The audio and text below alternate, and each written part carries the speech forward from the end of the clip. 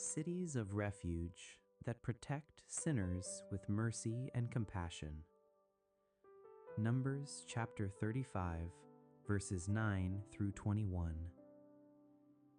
Yahweh spoke to Moses, saying, "Speak to the children of Israel and tell them, when you pass over the Jordan into the land of Canaan, then you shall appoint for yourselves cities to be cities of refuge for you, that the manslayer who kills any person unwittingly may flee there. The cities shall be to you for refuge from the avenger, that the manslayer not die until he stands before the congregation for judgment. The cities which you shall give shall be for you 6 cities of refuge. You shall give 3 cities beyond the Jordan, and you shall give 3 cities in the land of Canaan. They shall be cities of refuge. For the children of Israel, and for the stranger, and for the foreigner living among them, shall these 6 cities be for refuge, that everyone who kills any person unwittingly may flee there. But if he struck him with an instrument of iron so that he died, he is a murderer. The murderer shall surely be put to death. If he struck him with a stone in the hand, by which a man may die, and he died, he is a murderer. The murderer shall surely be put to death. Or if he struck him with a weapon of wood in the hand, by which a man may die, and he died, he is a murderer. The murderer shall surely be put to death.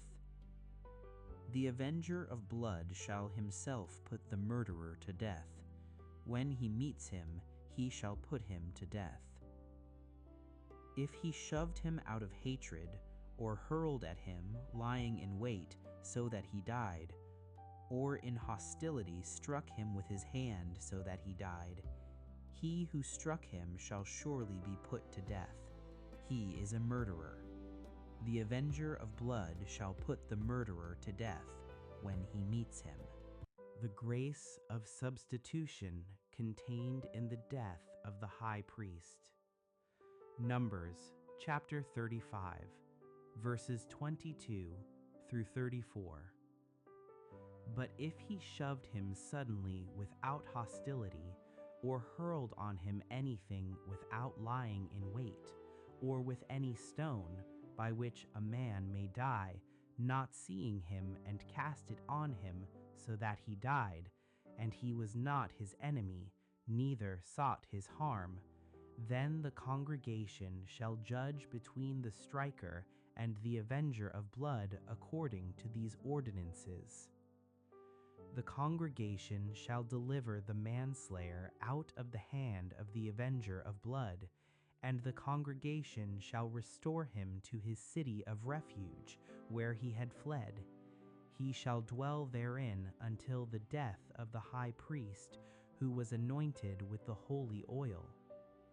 But if the manslayer shall at any time go beyond the border of his city of refuge where he flees, and the avenger of blood finds him outside of the border of his city of refuge, and the avenger of blood kills the manslayer, he shall not be guilty of blood, because he should have remained in his city of refuge until the death of the high priest. But after the death of the priest, the manslayer shall return into the land of his possession. These things shall be for a statute and ordinance to you throughout your generations in all your dwellings. Whoever kills any person, the murderer shall be slain at the mouth of witnesses, but one witness shall not testify against any person that he die. Moreover, you shall take no ransom for the life of a murderer who is guilty of death, but he shall surely be put to death. You shall take no ransom for him who is fled to his city of refuge, that he may come again to dwell in the land until the death of the priest. So you shall not pollute the land in which you are, for blood pollutes the land. No atonement can be made for the land for the blood that is shed in it, but by the blood of him who shed it. You shall not defile the land which you inhabit, in the middle of which I dwell, for I, Yahweh, dwell in the middle of the children of Israel. Women who kept their faithful inheritance through obedience. Numbers chapter 36, verses 1 through 13. The heads of the fathers' households of the family of the children of Gilead, the son of Machir, the son of Manasseh, of the families of the sons of Joseph, came near and spoke before Moses and before the princes, the heads of the fathers' households of the children of Israel. They said, Yahweh commanded my Lord to give the land for inheritance by lot to the children of Israel. My Lord was commanded by Yahweh to give the inheritance of Zelophehad our brother to his daughters. If they are married to any of the sons of the other tribes of the children of Israel, then will their inheritance be taken away from the inheritance of our fathers, and will be added to the inheritance of the tribe to which they shall belong. So will it be taken away from the lot of our inheritance. When the Jubilee of the children of Israel shall be, then will their inheritance be added to the inheritance of the tribe to which they shall belong. So their inheritance will be taken away from the inheritance of the tribe of our fathers. Moses commanded the children of Israel according to Yahweh's word, saying, The tribe of the sons of Joseph speaks right. This is the thing which Yahweh does command concerning the daughters of Zelophehad, saying, Let them be married to whom they think best, only they shall marry into the family of the tribe of their father. So shall no inheritance of the children of Israel move from tribe to tribe, for the children of Israel shall all keep the inheritance of his fathers. Every daughter who possesses an inheritance in any tribe of the children of Israel shall be wife to one of the family of the tribe of her father, that the children of Israel may each possess the inheritance of his fathers. So shall no inheritance move from one tribe to another tribe, for the tribes of the children of Israel shall each keep his own inheritance. The daughters of Zelophehad did as Yahweh commanded Moses, for Mahlah, Tirzah, Hoglah, Milcah, and Noah, the daughters of Zelophehad, were married to their father's brothers' sons. They were married into the families of the sons of Manasseh, the son of Joseph. Their inheritance remained in the tribe of the family of their father. These are the commandments and the ordinances which Yahweh commanded by Moses to the children of Israel in the plains of Moab by the Jordan at Jericho. An absurd world that shakes faith. Psalm chapter 73, verses 1 through 14. Surely God is good to Israel, to those who are pure in heart. But as for me, my feet were almost gone, my steps had nearly slipped. For I was envious of the arrogant when I saw the prosperity of the wicked. For there are no struggles in their death, but their strength is firm. They are free from burdens of men, neither are they plagued like other men.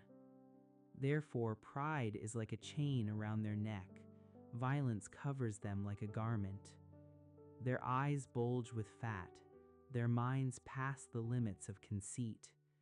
They scoff and speak with malice, In arrogance they threaten oppression. They have set their mouth in the heavens, their tongue walks through the earth. Therefore their people return to them, and they drink up waters of abundance. They say, "How does God know? Is there knowledge in the Most High?" Behold, these are the wicked, being always at ease, they increase in riches. Surely I have cleansed my heart in vain, and washed my hands in innocence. For all day long I have been plagued and punished every morning. It is a blessing to draw near to God. Psalm chapter 73, verses 15 through 28. If I had said, "I will speak thus," behold, I would have betrayed the generation of your children. When I tried to understand this, it was too painful for me, until I entered God's sanctuary and considered their latter end. Surely you set them in slippery places, you throw them to destruction. How they are suddenly destroyed, they are completely swept away with terrors. As a dream when one wakes up, so, Lord, when you awake, you will despise their fantasies. For my soul was grieved, I was embittered in my heart. I was so senseless and ignorant, I was a brute beast before you. Nevertheless, I am continually with you. You have held my right hand. You will guide me with your counsel, and afterward receive me to glory. Whom do I have in heaven? There is no one on earth whom I desire besides you. My flesh and my heart fails, but God is the strength of my heart and my portion forever. For behold, those who are far from you shall perish. You have destroyed all those who are unfaithful to you. But it is good for me to come close to God. I have made the Lord Yahweh my refuge, that I may tell of all your works. Destroy the enemy and restore the Lord's sanctuary. Psalm chapter 74, verses 1 through 11. God, why have you rejected us forever? Why does your anger smolder against the sheep of your pasture? Remember your congregation which you purchased of old, which you have redeemed to be the tribe of your inheritance, Mount Zion in which you have lived. Lift up your feet to the perpetual ruins, all the evil that the enemy has done in the sanctuary. Your adversaries have roared in the middle of your assembly. They have set up their standards as signs. They behaved like men wielding axes, cutting through a thicket of trees. Now they break all its carved work down with hatchet and hammers. They have burned your sanctuary to the ground. They have profaned the dwelling place of your name. They said in their heart, "We will crush them completely." They have burned up all the places in the land where God was worshipped. We see no miraculous signs. There is no longer any prophet. Neither is there among us anyone who knows how long. How long, God, shall the adversary reproach? Shall the enemy blaspheme your name forever? Why do you draw back your hand, even your right hand? Take it from your chest and consume them.